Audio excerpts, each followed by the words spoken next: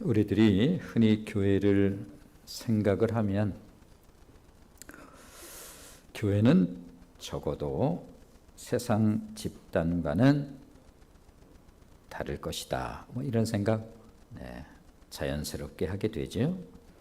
갈등이나 상처 같은 것 없을 것이고 이렇게 이상적인 기관과 공동체일 것이라는 아마 생각을 하실지 모르겠습니다. 그러나 신앙생활을 하다 보면 얼마든지 그렇지 않을 수 있다는 사실을 또 알게 되지요. 왜냐하면 교회라고 하는 것은 나와 같은 불완전한 사람이 모인 곳이기 때문에 그렇습니다. 교회란 천사들의 모임도 아니고 또 도덕적으로 완벽한 사람들이 모여있는 그런 공동체가 아니기에 흠과 허물 많은 나 같은 사람들이 하나님의 은혜를 받아서 모인 은혜 공동체, 이것이 바로 교회이지요. 그렇습니다. 교회란 모름지기 완전한 기관이 아니라 부족한 사람들이 하나님의 은혜 가운데 서로를 이해하고 그리스도 안에서 치유하고 치유를 받으면서 세워져가는 치유 공동체가 교회입니다. 그런데 교회를 일컬어서 그리스도의 몸이라고 하지요. 또한 우리들을 거룩한 하나님의 자녀들이라고 합니다. 그렇습니다. 영적으로 보면 거룩한 하나님의 자녀들인 우리들이 예수의 몸의 지체가 되어서 아름다운 영적 공동체를 이룬 것이 바로 교회인 것입니다. 그런데 간혹 보면 교회 안에 심각한 문제가 생기는 경우들이 있지요. 물론 우리 한뜻교회에서는 이와 같은 심각한 문제를 지금까지 본 적은 없습니다.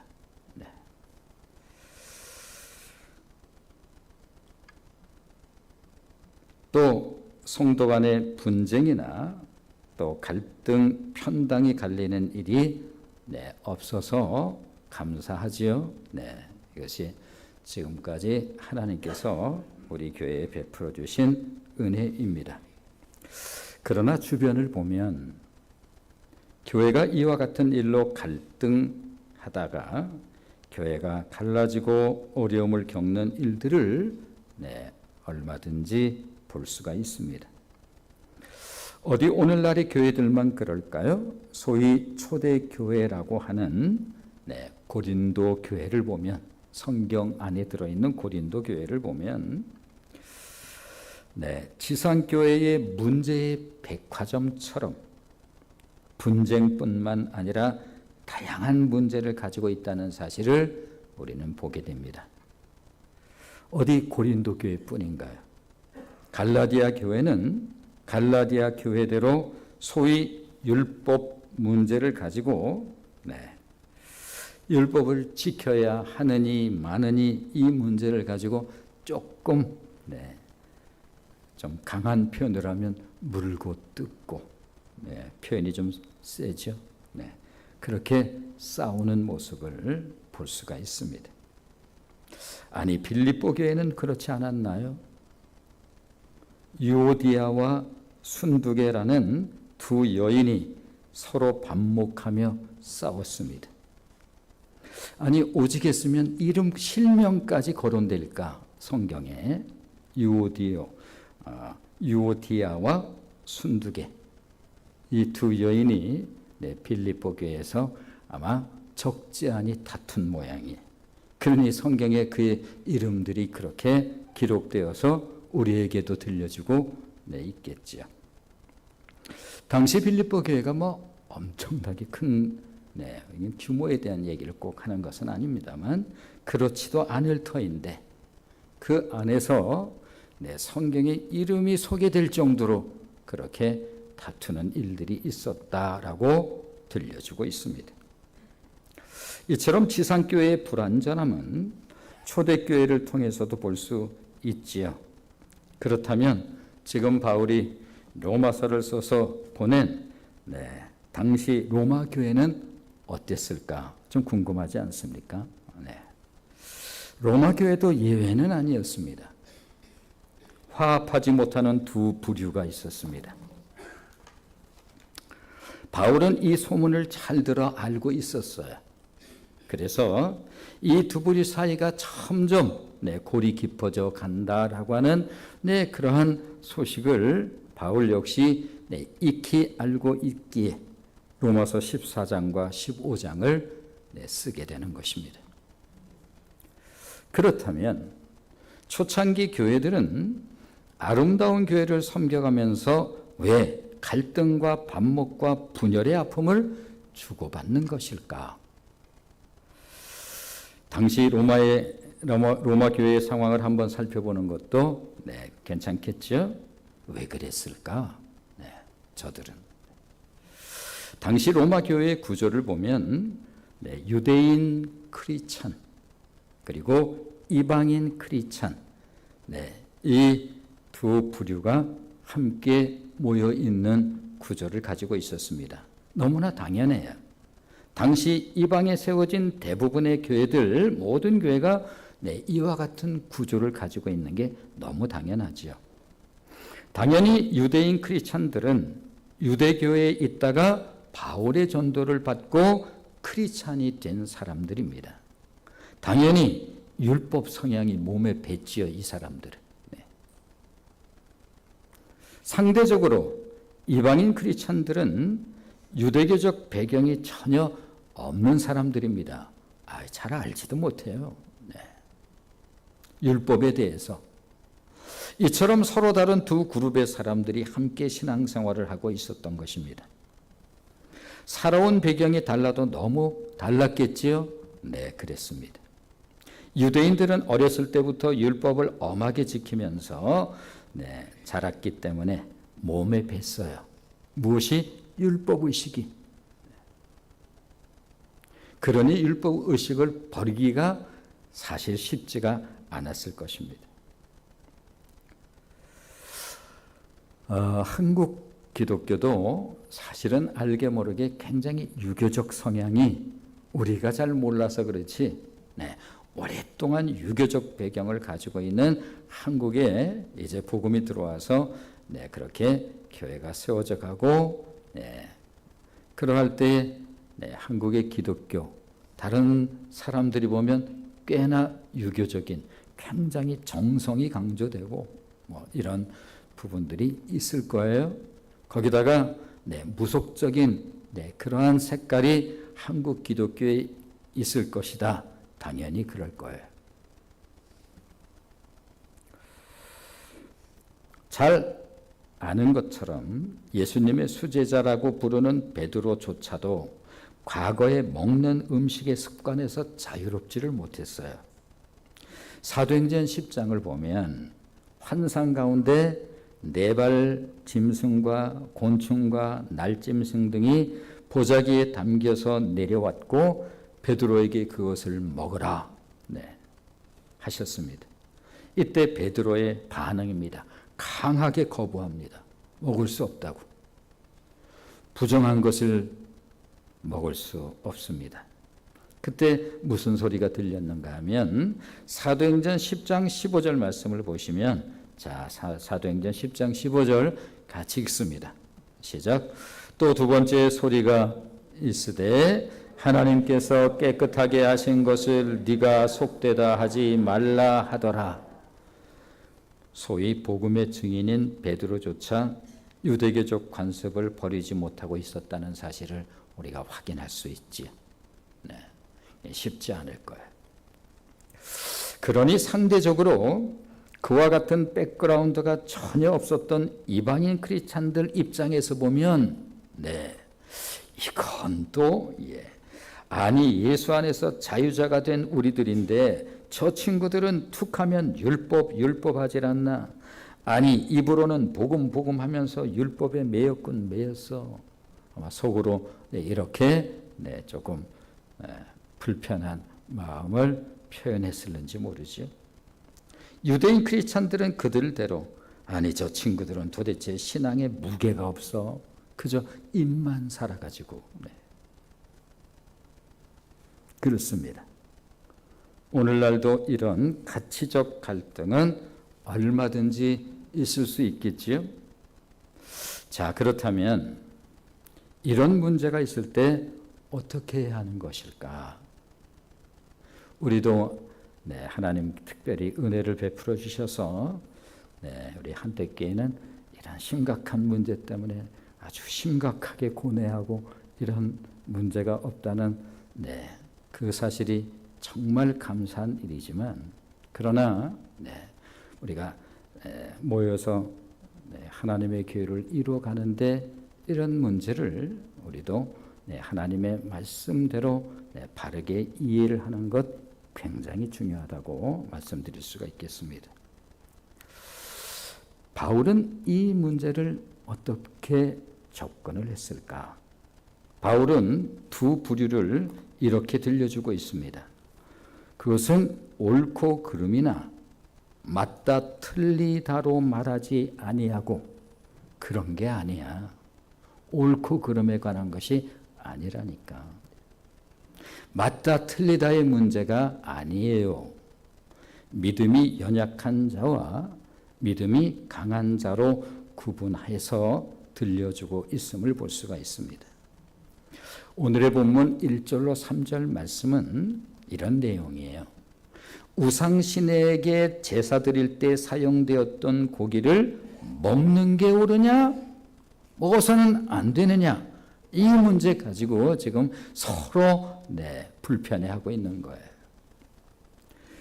자, 어떤 사람은 먹어도 괜찮다. 어떤 사람은 고기는 먹지 않고 채소만 먹는 것이 옳다. 이런 문제로 갈등하고 있는 내용이에요. 자, 1절로 3절 한번 읽어보시면 이 말씀이 그 말씀이구나. 같이 읽어보겠습니다. 시작. 믿음이 연약한 자를 너희가 받되 그의 의견을 비판하지 말라. 어떤 사람은 모든 것을 먹을 만한 믿음이 있고 믿음이 연약한 자는 채소만 먹느니라. 먹는 자는 먹지 않는 자를 없인 여기지 말고 먹지 않는 자는 먹는 자를 비판하지 말라. 이는 하나님이 그를 받으셨음이니라. 이 문제예요. 그러므로 그들의 다툼은 죄냐 아니냐로 접근하지 아니하고 믿음의 문제, 즉 좋은 믿음과 약한 믿음, 강한 믿음과 약한 믿음으로 인해서 일어난 것이라는 거예요. 믿음의 문제 때문에 그렇다는 것입니다. 다시 말하면 본질적인 문제 때문에 생긴 다툼이 아니라는 거예요. 자, 그렇습니다. 교회 안에서 일어나는 갈등이나 다툼의 문제는 대부분 비본질적인 것 가지고 감정 싸움하는 거라니까요. 마음이 상했어요, 내 마음이. 그래서 이 감정의 다툼을 하는 거예요. 보통 인간사 속에서 벌어지는 일들은 대부분 다 이런 거라니까요. 부끄러운 일이지만 한국교회사를 연구한 학자의 말이 한국교회사를 교회 분열사다 이렇게 표현한 것은 그것은 사실은 꽤 과장된 표현은 아니에요. 우스갯말처럼 하는 말들이 있지요. 요즘이야 교회 휘장 보기 아마 어렵지 않을까. 그래서 이전에는 벽에 자주색 우단, 정확한지는 모르겠습니다만, 그 천이 이렇게 벽에도 다 그렇게 두르고, 강단에도 그렇게 하는 그런 교회 모습을 우리는 좀 익숙하게 보아왔지요. 자, 이 색으로 하느니 저 색으로 하느니, 아니 성경에 이 색으로 하라고 저 색으로 하라고 그렇게 말씀하신 바도 없는데 우스개 얘기지만 그런 걸 가지고 다툰다는 거예요. 교회 김장할 때 무엇을 넣어야 하느니 말아야 하느니 새우젓을 넣어야 되니 멸치젓을 넣어야 하니 물론 우리 교회에서 본 그림은 전혀 없습니다. 이런 부분들은. 네. 흔히 우스개 삼아서 이런 이야기들을 하곤 하죠. 네. 생각해 보면 대부분이 전혀 본질하고 거리가 멀어도 한참 먼 것을 가지고 갈등을 하는 거예요. 죄의 문제냐 아니냐, 진리냐 아니냐와 같은 본질의 문제가 아닌 것이 교회 분쟁과 다툼의 이유가 된다고 한다면 이것처럼 안타까운 일이 또 있을까? 네. 죽고 사는 문제도 아닌 걸 가지고 단순히 믿음의 문제를, 그것도 어떤 사람은 좀 강한 믿음이 있고 어떤 사람은 아직은 약한 믿음을 가지고 있을 수 있겠지요. 네.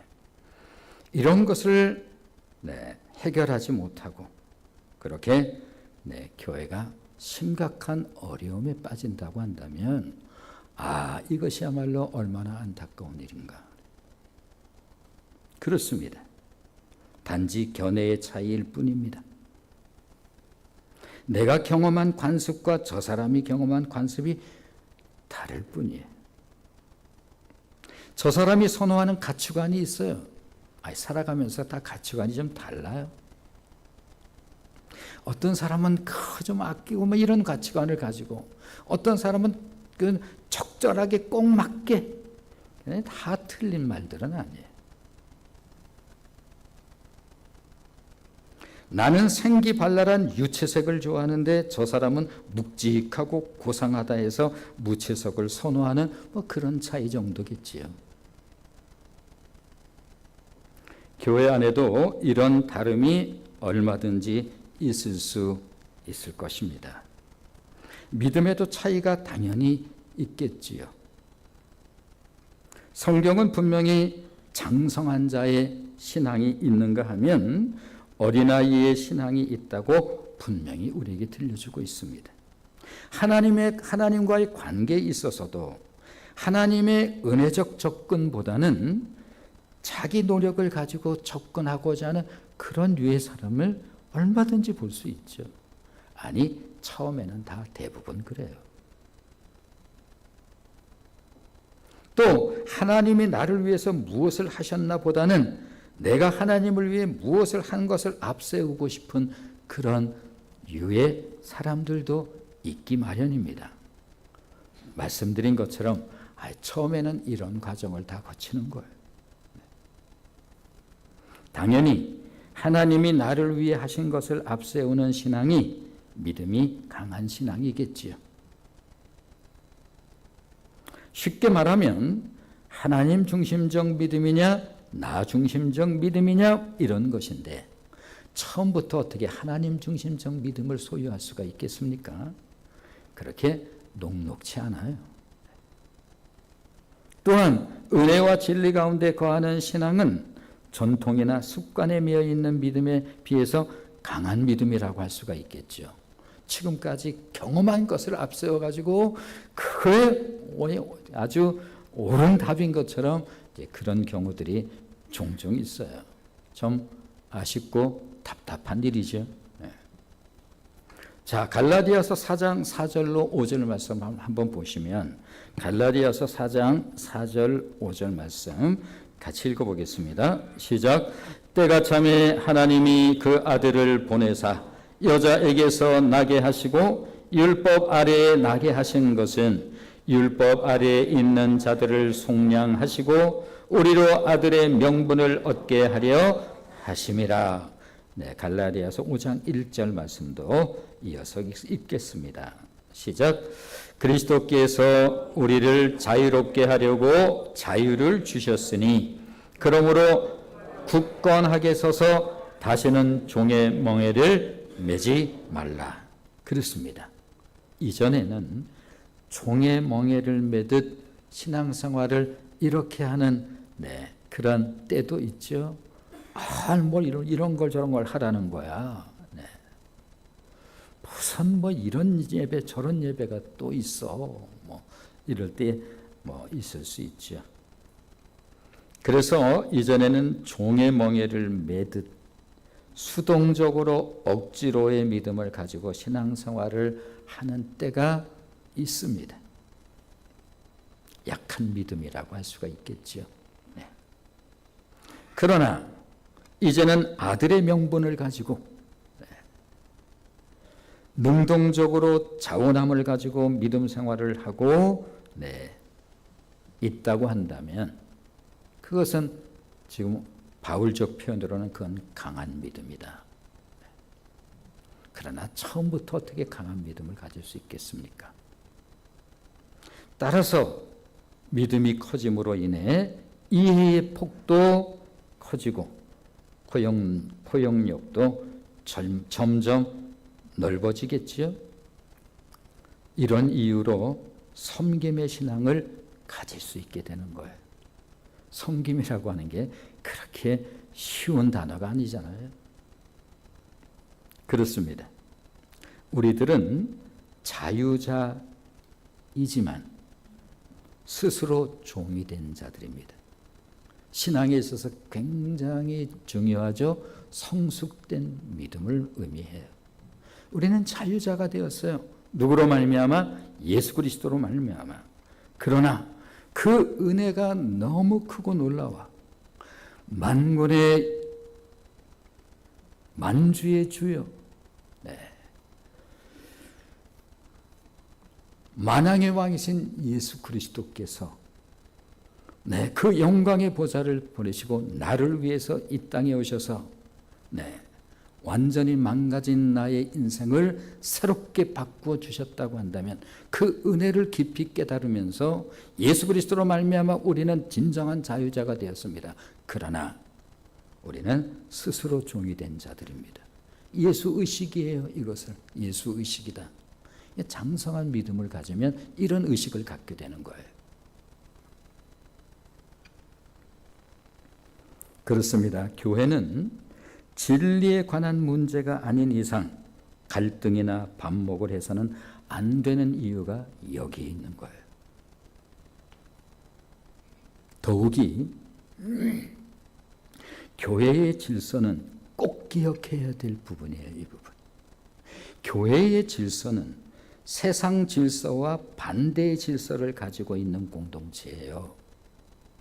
세상에 너무 익숙하다 보면 교회가 세상 구조를 가지고 있는 게 질서가 잡혔다는 엉뚱한 생각을 하는 경우들이 많을까요? 적을까요?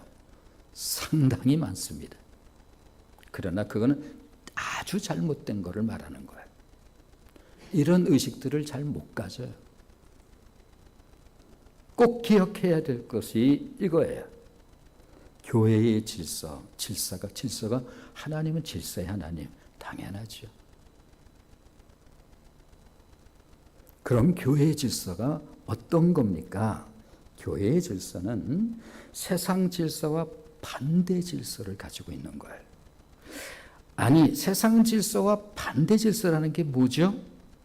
새삼스러울 것 없겠습니다만 천지를 지으신 만왕의 왕 만주의 주 되신 예수님께서 하신 말씀을 우리가 진실로 깊이 마음에 새긴다고 한다면 어찌 그 정신과 반대의 모습의 교회를 세워갈 수가 있겠는지요. 자, 마가복음 10장 45절 말씀을 보시면 마가복음 10장 45절 같이 읽겠습니다. 시작. 인자가 온 것은 섬김을 받으려 함이 아니라 도리어 섬기려 하고 자기 목숨을 많은 사람의 대속물로 주려 함이니라. 반드시 우리가 잊지 말아야 할 교회의 질서예요. 이거 놓치면 세상하고 똑같아지는 거예요. 자, 마가복음 9장 35절 말씀을 한번 이어서 보겠습니다. 자, 마가복음 9장 35절 같이 읽습니다. 시작. 예수께서 앉으사 12 제자를 불러서 이르시되 누구든지 첫째가 되고자 하면 무사람의 끝이 되며 무사람을 섬기는 자가 되어야 하리라 하시고, 예수님께서 이 말씀을 하신 때가 왜냐하면 제자들이 가만히 보니까 저기서 다투는데 그 뭐 때문에 다투는가 봤더니 네가 높냐 내가 높냐, 속된 표현으로 눈 깔어 뭐 이런 거 가지고 다투고 있는 거예요. 여전히 예수님이 정치적 메시아로 알고 있는 거예요. 그래서 그날이 오면 누가 먼저냐 이런 걸 가지고 다투고 있지요. 예수님이 불러서 조용히 묻습니다. 그러면서 들려주신 말씀이에요. 예수께서 앉으사 12제자를 불러서 이르시되 앉아봐. 누구든지 이것을 벌로 이 말씀을, 이 성경에 있는 말씀 그러면 안 되는 거예요. 굉장히 중요한 핵심이에요. 누구든지 첫째가 되고자 하면 무사람의 끝이 되며 무사람을 섬기는 자가 되어야 하리라. 제자들이 아직 신앙의 초보 시절 누가 높냐 낮냐를 가지고 다투는 것을 보시고 하신 말씀이에요. 이 말씀의 의미는 서열에 관한 게 아니에요. 우리는 너무 익숙해서 그런 걸 가지고 자꾸 접근을 해요. 서열에 대해서 말씀하신 것이 아니라, 서열로서의 첫째를 말씀하시는 것이 아니라 하나님이 어떤 사람을 큰 자로 보시느냐에 관한 거예요. 어떤 사람을 큰 자로 보신다고요? 끝이 되고자 하는 사람. 첫째가 되고자 하는 사람은 하나님이 어떻게 보는가 하면 아직 어린 자구나, 미숙한 자구나 이렇게 보는 거예요. 무사람의 끝이 된 사람, 이 끝을 하나님이 어떻게 보시는가 하면 큰 사람으로 보신다라고 하는 거예요. 하나님 나라의 질서예요.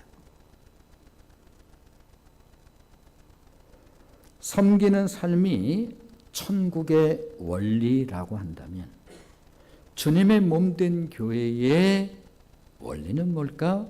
당연하죠. 이 원리예요.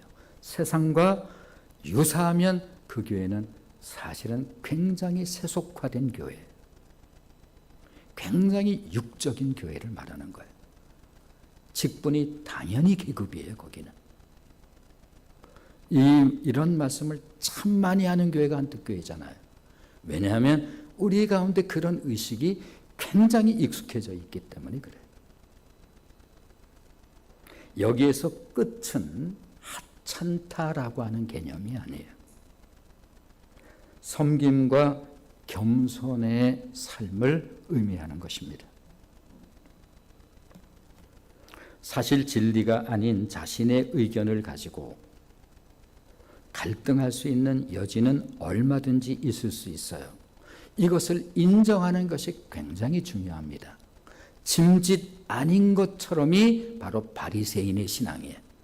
굉장히 종교적으로 이렇게 그 감추어진 것에 능숙해요.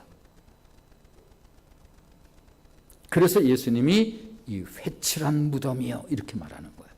이 외식하는 자요 이렇게 하는 거예요. 굉장히 너는 종교적이구나. 종교적으로 굉장히 세련된 모습을 가지고 있을지는 모르지만 그건 하나님의 눈에는 아니에요. 그러므로 진리가 아닌 개인의 의견을 가지고 갈등할 수 있는 여지는 우리 가운데 있을까요? 없을까요? 당연히 있습니다. 그것을 인정하는 것이 그래서 중요한 거죠. 우리 모두가 다른 성향을 가지고 있는데 어떻게 그렇지 않을 수가 있겠습니까? 심지어 부부도 다른데. 다르지 않다면 그게 기적이지 있을 수가 없습니다. 다 달라요. 틀림이 아니라 다름이라는 말이 있죠. 나와 다른 생각과 취향과 관점을 틀린 것으로 단정하지 말고 차이로 인정하며 받아들이는 것이 옳다는 그런 의미입니다. 자, 오늘 본문 말씀을 이제 한번 들어볼까요? 1절 말씀을 같이 읽어보겠습니다. 자, 1절 같이 읽습니다. 시작. 믿음이 연약한 자를 너희가 받되 그의 의견을 비판하지 말라. 명령어죠. 네. 믿음이 연약한 자를 너희가 받되 그의 의견을 비판하지 않는 게 좋다. 이런 게 아니라 하지 말라라고 명령으로 말해요. 서로 받고 서로 포용하라. 이렇게 명령인 거예요. 서로 받되 나와 의견이 다르다 해서 비판하지 말라. 명령적 표현이에요. 반드시 그렇게 하라는 거예요. 왜 그럴까? 이 말씀을 왜 명령어로 주시는 것일까? 그렇지 않으면 그것으로 인해서 갈등이 생기고 심지어 해를 가져오는 일이 생길 수 있기 때문에 그렇습니다. 사실은 여기다가 심지어 갈라지는 일이 있기 때문이라고 썼다가 이걸 지우고 제가 해를 가져오는 일이 생길 수 있다는 말로 조금 순화시켜서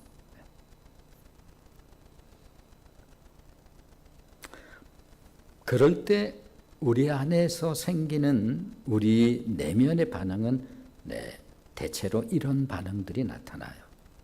방관, 반목을 넘어서 방관, 에이 이런 거죠. 내가 말을 말아야지. 내가 입 다물고 있으면 되지. 만일 이런 스스로의 반응이 있다면 이건 대단히 잘못된 거예요. 그렇게 되어지면 어떤 문제가 생길까요? 공동체가 힘을 잃어요. 방관자가 생긴다라고 하는 것은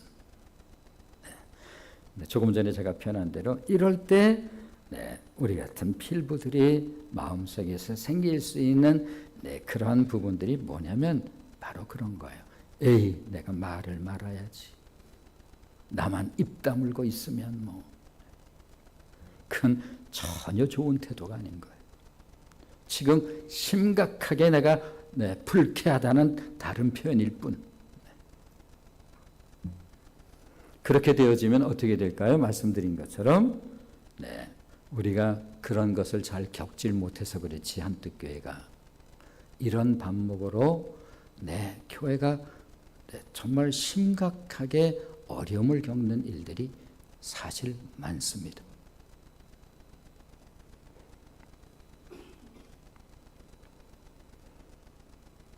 거기다 벽을 그렇게 쳐놓으면 거기에서 벽을 만드는 거예요. 그리고 스스로 갇혀요. 거기에. 무슨 말씀인지 아세요? 에이, 내가 말을 말아야지. 나 입 닫고 있어야지. 뭔가 뭘 통해야 말을 하지. 만일 이런 마음이 생길 수 있죠. 이게 문제가 뭐냐면 그러면 내가 거기다 벽을 쌓는 거예요. 혼자. 그리고 거기에 스스로 갇혀요. 그래서 그렇게 하면 안 되는 거예요. 뭐 본질적인 것이나 진리와 관계되거나 죄와 관련이 있는 것이라면 100번 이해하고 또 수긍할 수 있겠습니다만 그저 비본질적인 것이요 죽고 사는 문제도 아닌 것으로 그렇게 된다면 그 너무 안타깝잖아요. 더더군다나 교회란 그리스도의 몸이요 또한 은혜 받은 거룩한 백성들의 모임임을 생각할 때 더더욱 그럴 수는 없다는 거예요. 그래서 명령어로 말씀하는 거예요. 그러지 말라 이렇게. 왜냐하면 사단이 반드시 이용하기 때문에 그래요. 사단은 본디 틈을 노리는 명수예요. 이와 관련해서 꼭 기억할 것이 있습니다. 사단은 언제나 틈을 만들어 나누고 갈라지게 하지만 그래서 창세기 3장으로 올라가면 거기서 사단이 아주 정체가 정확하게 드러나요. 그리고 하나님과의 관계를 어떻게 어떻게든지 틈을 내려고 쓱 하와에게 아주 은근하게 다가갑니다. 느낄 수 없을 정도로, 그리고 매우 그럴듯한 것처럼. 하나님께서 정말 그렇게 말씀하시더냐? 아주 은근하죠. 네, 여기에 넘어갔습니다. 하와가. 사단은 언제나 이것을 노려요. 그래서 많은 분쟁, 분열은 사단의 역사가 있다. 우리가 그렇게 표현하는 이유가 바로 여기 있는 거예요. 왜냐하면 성령은 하나 되게 하고 화평을 이루는 영이기 때문에 그렇습니다. 따라서 서로 받아야 할 이유를 오늘 본문은 우리에게 이렇게 들려주고 있는 것입니다.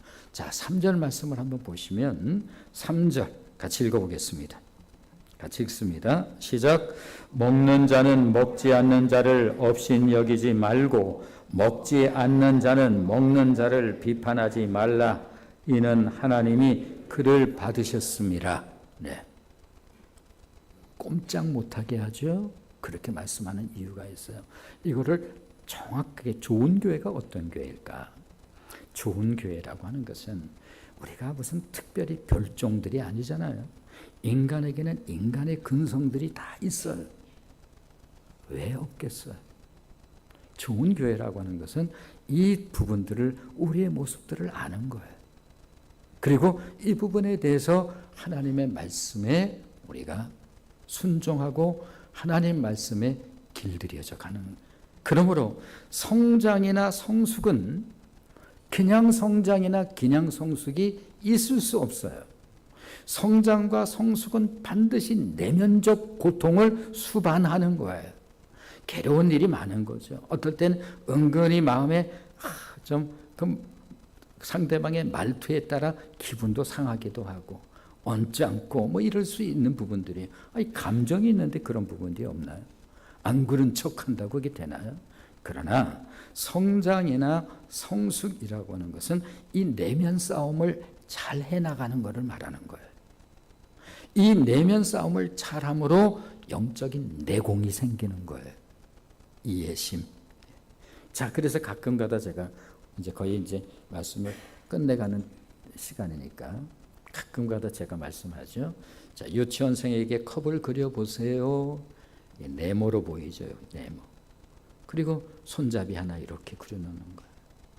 조금 의식이 성장하면 여기가 뚫려 있지, 그래서 동그라미 원을 그 위에다 하나 그려요. 의식이 조금 더 성장해 가지 않습니까? 그 다음에는 이걸 타원형으로 그려요.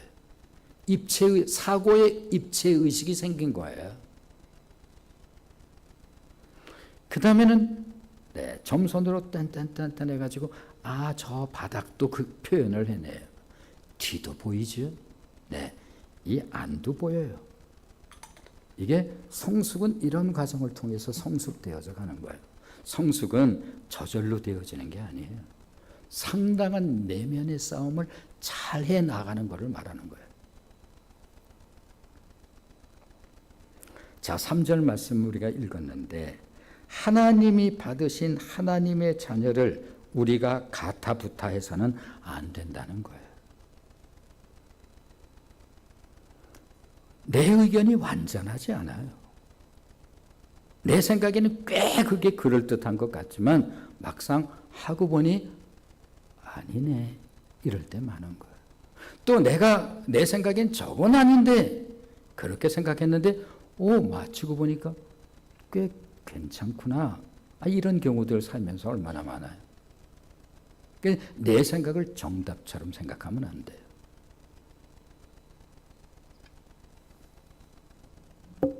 속된 말로 이런 표현이 있어요. 좀 불편한 표현이죠. 네가 뭔데, 이런 표현이에요. 듣기 좀 불편하죠. 하나님이 받은 자를 네가 뭔데 비판해? 이런 유의 말씀이 4절이에요. 비판하지 말라는 뜻이죠. 자, 4절 말씀을 한번 같이 읽어보시면 4절 같이 읽겠습니다. 시작. 남의 하인을 비판하는 너는 누구냐?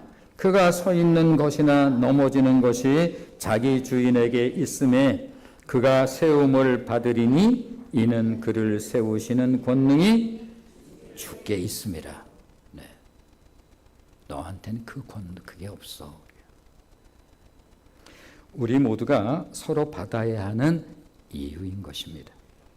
우리 모두는 예수 그리스도의 종이지요.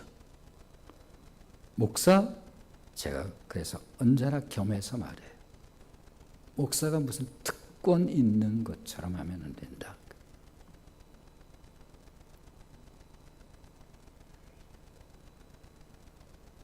우리 모두는 다 예수 그리스도의 종이지요. 따라서 우리를 판단하실 분은 우리의 주인 되시는 예수님 한 분밖에 없습니다. 서로가 서로에게 주인 노릇을 할 수 없는 이유이지요.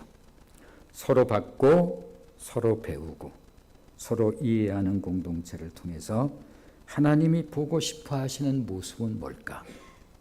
네. 오늘 교동문에도 나왔습니다만 시편 133편 1절입니다. 같이 한번 읽어볼까요? 시작. 보라, 형제가 연합하여 동거함이 어찌 그리 선하고 아름다운고. 네, 하나님의 우리가 교회를 생각하고 한뜻교회를 우리 함께 섬겨가면서 지금까지 감사한 것은 그렇습니다. 부족한 우리들이죠, 다. 연약한 우리들입니다. 그러나 하나님의 교회를 섬겨가면서 지금까지 크게 갈등하고 정말 크게 반복하면서 이런 모습들이 우리 교회에 보이지 않을 수 있었던 것은 하나님의 정말 특별한 은혜라고 할 수가 있겠습니다. 마지막으로 비밀을 하나 말씀드리면서 마치겠습니다. 네, 하나님을 만나고 싶다. 이런 마음이 종종 들 수 있죠.